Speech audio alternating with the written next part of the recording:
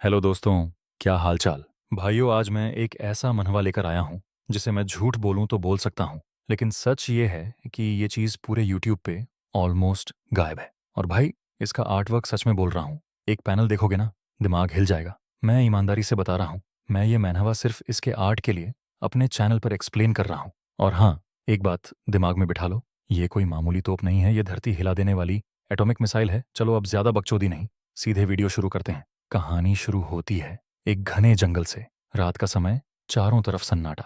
जंगल के बीच में एक पुरानी सी झोपड़ी दिखती है। अचानक झोपड़ी के दरवाजे पर एक हाथ आता है। दरवाजा खुलता है और अंदर आता है एक साधु, मॉक। अंदर का सीन देखो, कुछ लोग आग जलाकर बैठे हैं, कुछ खाना पका रहे हैं। मतलब साफ है, ये लोग डकैत हैं। सबकी नजर उस साधु पर जाती है। डकैतों का लीडर उठता है और बोलता है, भाई साहब, आधी रात को हमारी झोपड़ी में आने की इतनी हिम्मत कैसे हुई? किस बात की फीस लेने आए हो? साधु एकदम शांत आवाज में पूछता है। आज दोपहर पहाड़ के नीचे से एक लड़की को उठाया था तुम लोगों ने। लीडर हल्की सी हंसी के साथ बोलता है, ओह, तो तुम इंसाफ के नाम पर उस लड़की को बचाने आए हो मास्टर?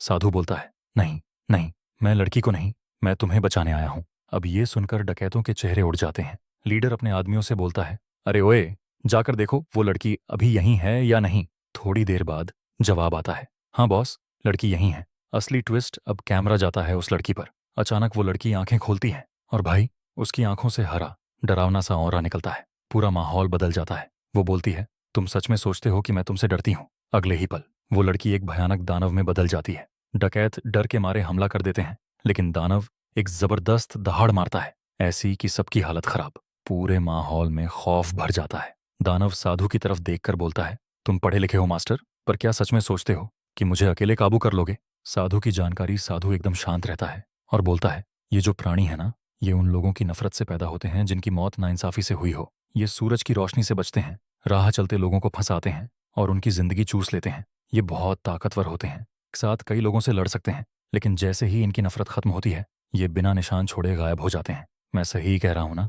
दानव गुस्से में साधु पर झपटता है। Legend entry. तभी साधु बोलता है, किसने कहा कि मैं अकेला हूं? अगले ही सेकंड आसमान से एक विशाल खंभा गिरता है, पर वो खंभा नहीं होता, वो होता है मंकी किंग का स्टाफ। और सामने आता है मंकी किंग खुद। वो आते ही बोलता है, अरे यार, इतनी फालतू बातें क्यों करता है तू? इन कमजोर लोगों पर इतना वक्त क्यों बर्बाद कर रहा है? फिर हंसते हुए कहता है, तो मास्टर, अब इन डकैतों का क्या करना है? साधु शांति से जवाब देता है, दुनिया पहले ही काफी बेरहम है, इन्हें जाने दो। दोनों वहां से निकल जाते हैं। जाते जाते मंकी किंग बोलता है, वैसे मानना पड़ेगा, आसमान से एंट्री थोड़ी ज्यादा फ्लैशी नहीं थी। मंकी किंग एक पैनल में बोलता है, भाई, इस कॉमिक में सबसे हैंडसम तो मुझे होना चाहिए था। और फिर हल्की सी गाली देते हुए बोलता है, साला डम्ब एस। यहीं से पता चल जाता है कि ये कैरेक्टर सिर्फ ताकत ही नहीं, एटीट्यूड में भी टॉप लेवल है। Next part, kingdom entry. अब नेक्स्ट पार्ट में सीन बदलता है। हम देखते हैं एक बंदा सफेद घोड़े पर सवार होकर एक किंगडम की तरफ आ रहा है। लेकिन भाई, ये घोड़ा कम ड्रैगन ज्यादा लग रहा है, और वो बंदा वही हमारा मंक। उस सफेद घोड़े स्लैश ड्रैगन का नाम है little by monk. Little by से बोलता है, लिटिल बाई, मैं अंदर जाकर थोड़ा डोनेशन वगैरह मांग आता हूँ, तुम शहर के बाहर ही रुकना, ठीक है? अगर कोई जिंदा इंसान तुम्हें देख लेगा ना, तो डर के मारे यहीं मर जाएगा, तो संभल कर रहना।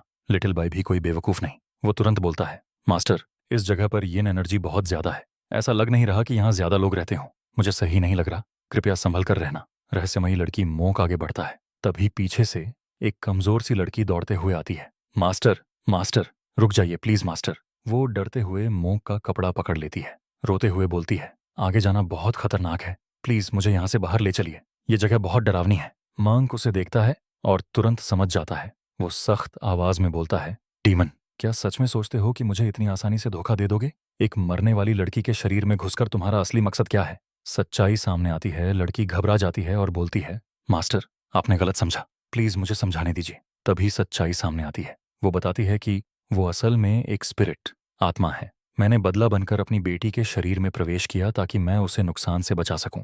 लेकिन शहर के लोग दिन ब दिन ज्यादा हिंसक होते जा रहे हैं। मैं धीरे धीरे खत्म हो रही हूँ, और मेरी बेटी कई दिनों से भूखी और ठंडी है, वो भी अब मरने के करीब है। इस जमीन पर अकाल पड़ा हुआ है। हम बाहर से आए थे, इसीलिए लोगों ने मुझे मार दिया और मेरा शरीर तक खा गए। अब वो रोते हुए मंक से कहती है, मास्टर, अपने दिल की दया से मेरी बेटी को बचा लीजिए, जैसे ही हो सके इस जगह को छोड़ दीजिए। अगर शहर के लोग आपको देख लेंगे तो गूल्स का हेल।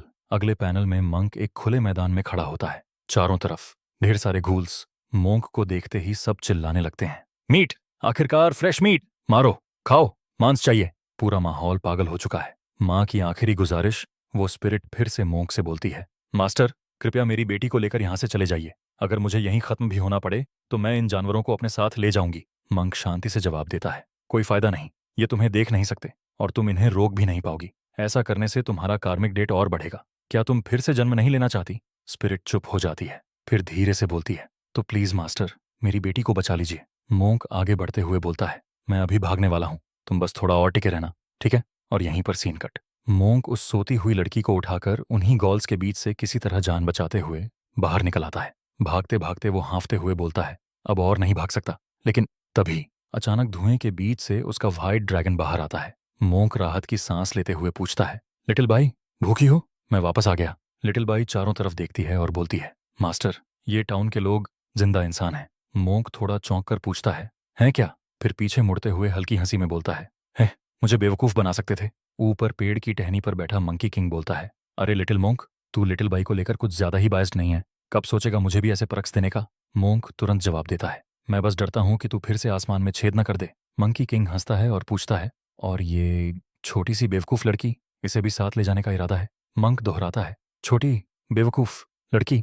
अगले सीन में वो लड़की व्हाइट ड्रैगन की पीठ पर सो रही होती है और नींद में बुदबुदाती है, मुझे भूख लगी है। मंक नरमी से पूछता है, क्या तुम भूखी हो? उसी टाइम मंकी किंग सेब खा रहा होता है। वो लड़की की आंखों को देखता है, सेब से खेलता है और अचानक एक स्लीपिंग पिल उसे खिला देता है। लड़की बिना सोचे सीधे खा लेती है। मोंक ये देखकर पूरा पगला जाता है, ओए खाने से पहले स्नैक कौन खिलाता है? क्या खिला दिया इसे?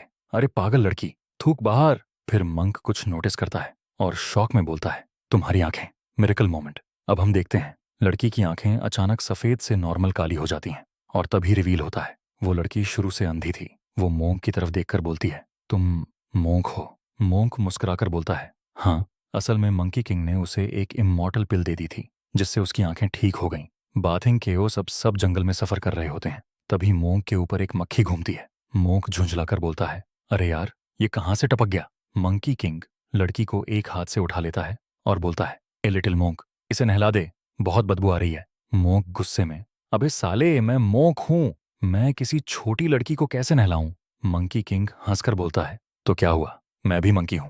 फिर तीनों लिटिल बाई की तरफ देखते हैं। लिटिल बाई चिढ़ जाती है, लड़की खुशी से चिल्लाती है, लिटिल बाई, लिटिल बाई। और आखिरकार लिटिल बाई मान जाती है। वो ट्रांसफॉर्म होकर लड़की को लेकर तालाब की तरफ नहाने चली जाती है। उधर झाड़ियों में दो बंदे छुपकर देख रहे होते हैं। एक बोलता है, ब्रो कोई नहा रहा है। दूसरा हंसकर, और वो भी खूबसूरत औरत। उसी वक्त लिटिल बाई सेंस कर लेती है। वो लड़की से बोलती है, चलो हाइड एंड सीक खेलते हैं, आंखें बंद करो। लड़की आंखें बंद करती है, काउंटडाउन शुरू करती है और लिटिल बाई पानी में गायब हो जाती है। अब लड़की मोंक से पूछती है, मोंक क्या मैं अब अच्छी खुशबू कर रही हूँ? मोंक हंसकर बोलता है, हाँ। फिर लिटिल बाई से पूछता है, बाई तूने चुपके से कुछ खाया तो नहीं?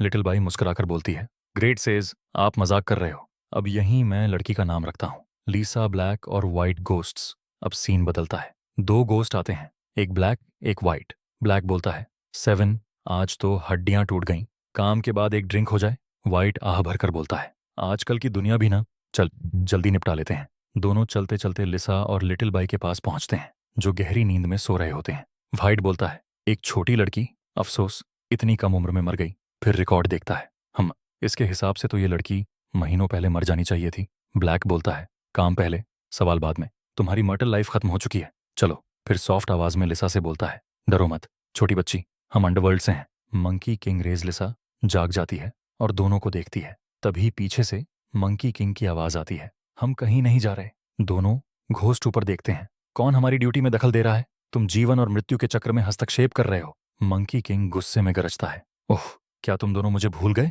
सोचता हूँ ओल्ड किंग यान मुझे अभी भी याद करता है या नहीं। दोनों घोस्ट कांपते हुए बोलते हैं, जी ग्रेट सेज, अब